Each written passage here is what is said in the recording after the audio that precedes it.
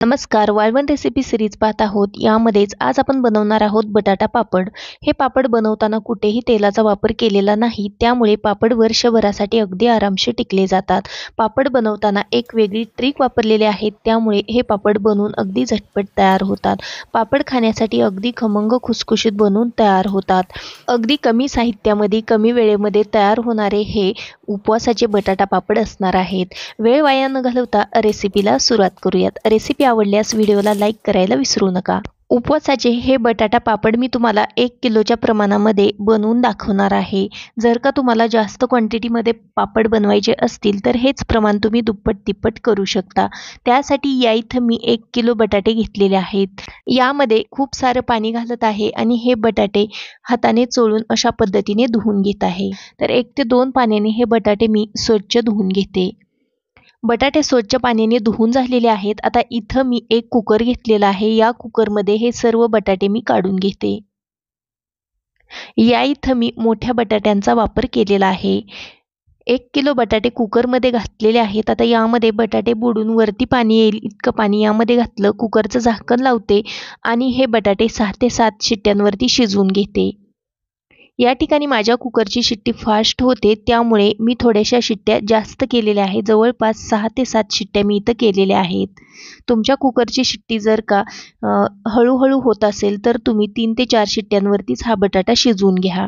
तर या पद्धतीने अगदी मऊसर असा बटाटा शिजवून घ्यायचा आहे. जास्तही गाळ करण्याची आवश्यकता नाही. बटाट्यामधलं पाणी काढून घ्यायचं आहे आणि बटाटा पूर्णपणे थंड करून घ्यायचा आहे. बटाटे थंड होण्यासाठी थोडासा वेळ लागतो. बटाटे थंड झाल्यानंतर आपल्याला अशा पद्धतीने बटाट्यांवरची साल आहे ती काढून घ्यायची आहे. त्याचबरोबर बटाट्यांवरती कुठे काळं डाग पडलेले असतील किंवा काळा भाग असेल तो देखील आपल्याला काढून टाकायचा आहे. आणि या पद्धतीने सर्व बटाट्यांवरची आपल्याला साल आहे ती काढून घ्यायची आहे. इथं बघू शकता अगदी परफेक्ट असे आपले बटाटे आहेत ते उकडलेले आहेत. बटाटे जास्तही गाळ झालेले नाहीत. अशा पद्धतीने अगदी मऊसर असे हे बटाटे आपल्याला उकडून घ्यायचे आहेत. पुढच्या कृतीकडे वळूयात. या इथे एक मोठं पातेलं घेतलेलं आहे. पातेल्यावरचे अशा प्रकारचे चाळणी घेतलेले आहे. याच्यामध्ये आपल्याला हे बटाटे रफली चाकूने चिरून घालायचे आहेत.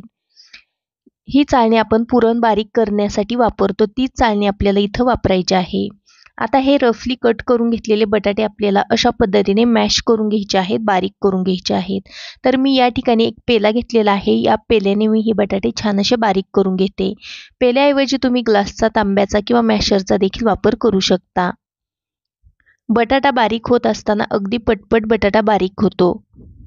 बटाटे बारीक करण्यासाठी अजिबात जास्त मेहनत लागत नाही. अगदी कमी वेळेमध्ये हे बटाटे पटपट असे मॅश होतात.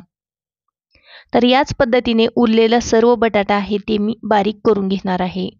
अशा पद्धतीने हा बटाटा बारीक केला तर अगदी आपल्याला छान असा मऊसर असा बटाट्याचा लगदा मिळतो. हे पहा या पद्धतीने. चला तर मग मी उरलेले सर्व बटाटे आहेत ते याच पद्धतीने बारीक करून घेते. सर्व बटाटे छान असे बारीक करून झालेले आहेत. आता यामध्ये चवीकरता मीठ घालत आहे. वाळवणाचा पदार्थ आहे त्यामुळे मिठाचं प्रमाण बेतानेच घालायचं आहे. या ठिकाणी मी चिली फ्लेक्स घातलेले आहेत. व्यवस्थित असं आपल्याला हे मिक्स करून घ्यायचं आहे. इथं बघू शकता तुम्ही आतापर्यंत देखील आपण अजिबात तेलाचा वापर केलेला नाही. बिना तेलाचंच हे मिश्रण आपण मळत आहोत. अशा पद्धतीने हे मिश्रण आपल्याला मळून घ्यायचं आहे. बटाटे पूर्णपणे थंड झाल्यानंतरच बारीक करायचे आहेत, त्यामुळे बटाटे हाताला अजिबात चिटकत नाहीत.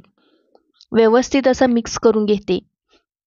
या मिश्रणाची टेस्ट केली असता मला थोडंसं मीठ आणि चिली फ्लेक्स कमी वाटत आहे, त्यामुळे मी आणखीन मीठ आणि चिली फ्लेक्स यामध्ये ॲड करत आहे.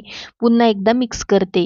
बटाटा पापड आहेत, जरा मिठाचं प्रमाण कमीच घाला, नाहीतर वाळल्यानंतर हे पापड जास्तच खारट लागतात. कमी मीठ असेल तरी देखील हे पापड चवीला भन्नाटच लागतात. जास्त मीठ झालं तर हे पापड लगेच खारट लागतात. त्यामुळे मीठ हे शक्यतो कमीच वापरा. या ठिकाणी हे मिश्रण व्यवस्थित असं मी मळून घेतलेलं आहे. बघू शकता तुम्ही. आता 10 मिनिटानंतर लगेचच मी याचे पापड बनवण्यासाठी घेत आहे. तर इथं बघू शकता मी सिम्पली हात धुवून घेतलेला आहे आणि त्यानंतर हे पापड बनवत आहे. तर हाताला अजिबात पाणी देखील नाही किंवा तेल देखील मी लावलेलं नाही. तरी देखील या पिठाचा अगदी सहज असा गोळा तयार होत आहे.